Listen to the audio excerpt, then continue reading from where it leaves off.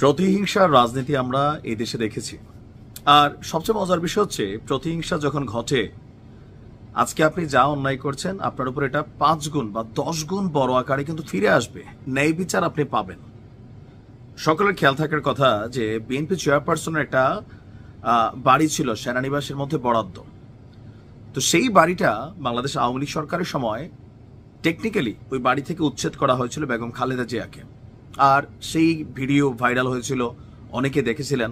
দীর্ঘ সময় গেছে, কারাবরণ করেছেন, তারপর সরকার পতন হয়েছে। আর এই পতনের পর থেকে উনি দেশের বাইরে গিয়েছেন, চিকিৎসা করেছেন, শরীরেরও মাশাআল্লাহ উন্নতি হয়েছে। আর এবার সর্বশেষ সুসংবাদটা তিনি পাইলেন। যদি থাকে নসিবে, আসলে কে আটকাবে? বিএনপি চেয়ারপারসন খালেদা জিয়ার গুলশানের বাড়ি যেখানে তিনি বসবাস করেন, সেই বাড়িতে গতকাল রাত 9টার দিকে গৃহায়ন এবং গণপূর্ত মন্ত্রণালয়ের উপদেষ্টা আদিলুর রহমান খান তিনি খালেদা জিয়ার বাড়িতে গিয়েছেন। যাওয়ার পর তার হাতে একটা কাগজ দিয়েছেন। তো প্রাথমিকভাবে তিনি বুঝতে পারেননি কাগজটা কিসের।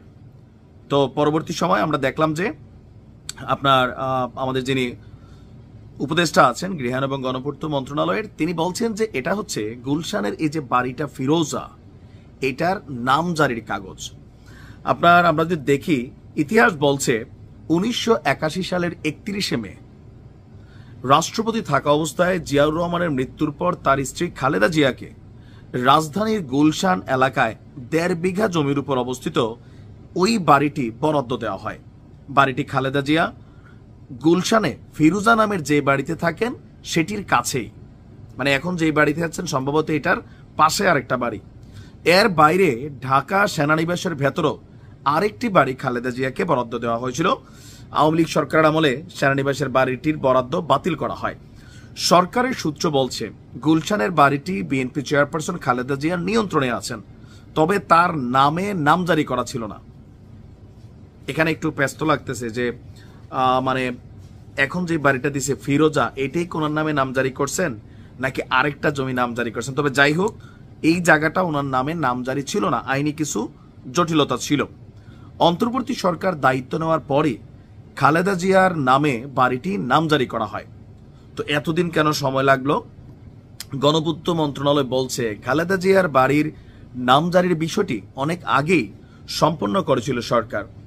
আনুষ্ঠানিকভাবে নামজারির কাগজটি খালেদা জিয়ার হাতে তুলে দেওয়ার ইচ্ছা ছিল সরকারের, কিন্তু খালেদা জিয়ার শারীরিক অবস্থার কারণে এই আনুষ্ঠানিকতা দেরি হয়। কারণ তিনি লন্ডন গিয়েছেন, দীর্ঘ সময় সেখানে থেকেছেন, চিকিৎসা করেছেন।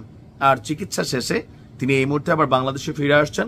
আর ফিরে আসার পর তাকে তার এই বাড়ির যে নামজারির কাগজ, সেটা ডক্টর ইউনূসের সরকারের এই উপদেষ্টা নিজে গিয়েছিলেন। আবার এই সময় এখানে আরো কয়েকজন উপস্থিত ছিলেন, যেমন গণপূর্ত মন্ত্রণালয়ের সচিব নজরুল ইসলাম, রাজধানী উন্নয়ন কর্তৃপক্ষ রাজুকের যিনি চেয়ারম্যান আছেন রিয়াজুল ইসলাম উপস্থিত ছিলেন।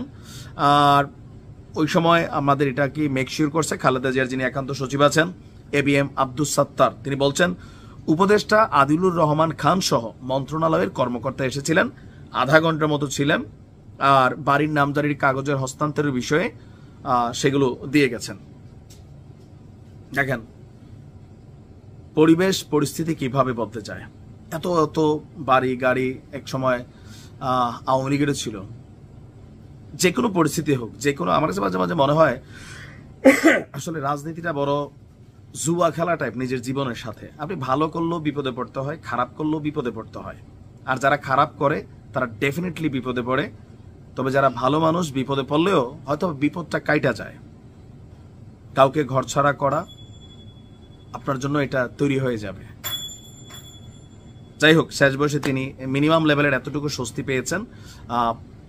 Best of luck. আসসালামু আলাইকুম।